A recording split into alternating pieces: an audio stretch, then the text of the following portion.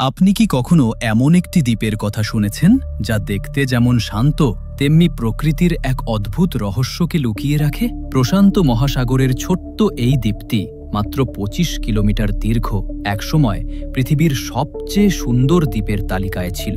প্রকৃতির নিখুঁত সৌন্দর্য, সবুজ বন আর শান্ত সমুদ্রের মাঝখানে এই দ্বীপ যেন স্বর্গের একটি কোণা। কিন্তু এই শান্তির আড়ালে লুকিয়ে আছে এক ভয়ঙ্কর কাহিনী, যা শুধুমাত্র সৌন্দর্যের নয় বরং বিপর্যয়ের ইতিহাসও বলে। ১৮১০ সালে যখন প্রথম কিছু সমুদ্রযাত্রী এই দ্বীপে পৌঁছালেন, তখন তারা যেন স্বর্গের দরজা খুলে দেখল। চোখের সামনে ছড়িয়েছিল বিশাল সবুজ প্রান্তর, তসক ঘাস যা মানুষের উচ্চতার সমান, অজানা রকমের উদ্ভিদ এবং বৃক্ষ। এলিফ্যান্ট সিল ও রয়্যাল পেঙ্গুইন নিঃশব্দে বসবাস করছিল। সবকিছু এত শান্ত, এত নিখুঁত যে মনে হচ্ছিল প্রকৃতিই যেন এই দ্বীপকে রক্ষা করছে। কিন্তু মানুষের প্রবেশের সঙ্গে সঙ্গে এই শান্তি ভেঙে গেল। শিকারীরা জানতে পারল যে এখানে এলিফ্যান্ট সিল এবং পেঙ্গুইনের বিশাল সংখ্যা আছে। তারা লোভী চোখে দ্বীপটি দেখল এবং শুরু করল শিকার। কিন্তু তাদের সঙ্গে এসেছে একটি অনিচ্ছাকৃত অতিথি, ছোট, নিঃশব্দ কিন্তু বিপজ্জনক র‍্যাট। প্রথম দিকে কেউ র‍্যাটগুলোর দিকে মনোযোগ দেয়নি। তারা চুপচাপ নতুন পরিবেশের সঙ্গে মানিয়ে নিল। কিন্তু প্রকৃত ভয় শুরু হলো তাদের প্রজনন ক্ষমতা বোঝার পর। এক স্ত্রী র‍্যাট মাত্র ১৯ থেকে ২১ দিনে ১২ থেকে ২০টি বাচ্চা দিতে পারে। ৪ সপ্তাহের মধ্যে সেই বাচ্চারা পূর্ণবয়স্ক হয়ে পুনরায় প্রজনন করতে পারে।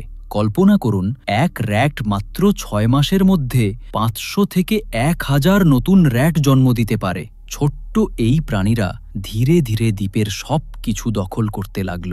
পাখির ডিম, পাখির বাচ্চা, ফল, ফুল সব কিছু র‍্যাটের খাবার হয়ে গেল। মানুষের আনা এই একাধিক প্রজাতি ধীরে ধীরে দ্বীপের বাস্তুতন্ত্রকে ধ্বংস করতে লাগল। মানুষ ভেবেছিল সমস্যার সমাধান হবে যদি কিছু বিড়াল ছেড়ে দেয়। বিড়ালগুলো আসলো, কিন্তু তাদের মনোযোগ চুহা ধরার দিকে নয় বরং পাখি ধরার দিকে। কারণ পাখি ধরা সহজ, কম শক্তি খরচ। দিনে তারা প্রায় ১৬০টি পাখি হত্যা করতে শুরু করল। বিশেষ করে প্যারাকিট প্রজাতি, যা এক সময় দ্বীপের গর্ব ছিল, তা সম্পূর্ণ বিলুপ্ত হল। চুহা রয়ে গেল, আর বিড়াল পাখিকে খেয়ে দ্বীপের বাস্তুতন্ত্র আরও ভেঙে দিল। এই ভয়ঙ্কর অবস্থার মধ্যেই আরও একটি বিপদ এসেছে হাজির হলো, র‍্যাবিট। সমুদ্রযাত্রায় নাবিকরা জাহাজে র‍্যাবিট বহন করত জরুরি খাদ্য হিসেবে। এক দুর্ঘটনার ফলে এই র‍্যাবিট ছুটে এসে দ্বীপে পৌঁছল। তারা খেতে শুরু করল দ্বীপের ঘাস, ছোট উদ্ভিদ, সবকিছু।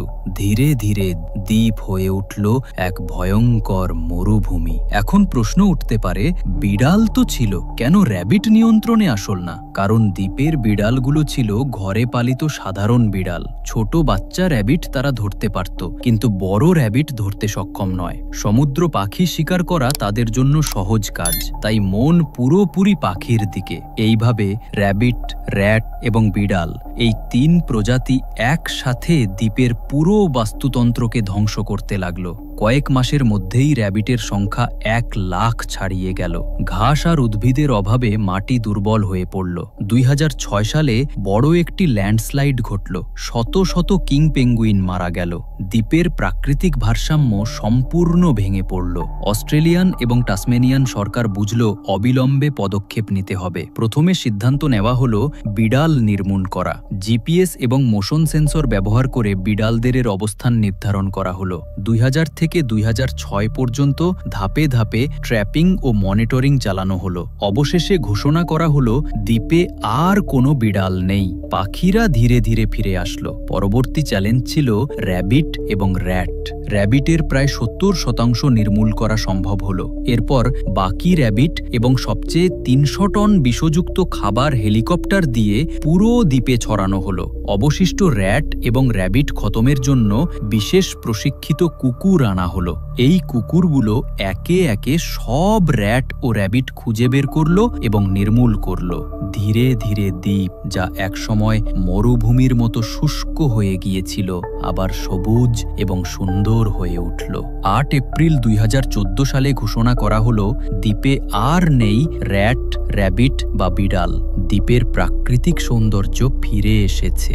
এই অভিযান শুধু 2 দেশের জন্য গর্বের বিষয় নয়, পুরো বিশ্বের জন্য অনুপ্রেরণা। এটি দেখায় সঠিক বৈজ্ঞানিক পরিকল্পনা, ধৈর্য এবং সম্পূর্ণ প্রতিশ্রুতির মাধ্যমে যে কোনো পরিবেশগত বিপর্যয়কে প্রতিরোধ এবং পুনর্জীবিত করা সম্ভব। গল্পটি আমাদের শেখায় একটি ছোট ভুল, যেমন এক র্যাট বা র্যাবিট আনা, পুরো প্রকৃতিকে ধ্বংস করতে পারে। কিন্তু মানুষের সচেতনতা, বিজ্ঞান এবং যৌথ প্রচেষ্টার মাধ্যমে আমরা প্রাকৃতিক ভারসাম্য ফিরিয়ে আনতে পারি। প্রকৃতিকে রক্ষা করা প্রতিটি জীবনের জন্য অপরিহার্য। আপনি কি এই গল্পের নাটকীয়তা অনুভব করতে পারছেন? ভাবুন, এক ছোট র্যাট কিভাবে পুরো দ্বীপের ভাগ্য পরিবর্তন করতে পারে এবং কিভাবে মানুষের যৌথ প্রচেষ্টা আবার সেই ধ্বংসের পরে জীবন ফিরিয়ে আনতে পারে। যদি আপনি এই ভিডিওটি পছন্দ করে থাকেন, মন্তব্যে জানান আপনি কোন অংশটি সবচেয়ে চমকপ্রদ মনে করেছেন। লজিক ডাইভ চ্যানেলটি সাবস্ক্রাইব করুন, কারণ আমরা নিয়ে আসি এমনই রহস্যময়, নাটকীয় এবং শিক্ষণীয় গল্প যা আপনাকে চমকে দেবে এবং নতুন কিছু শেখাবে।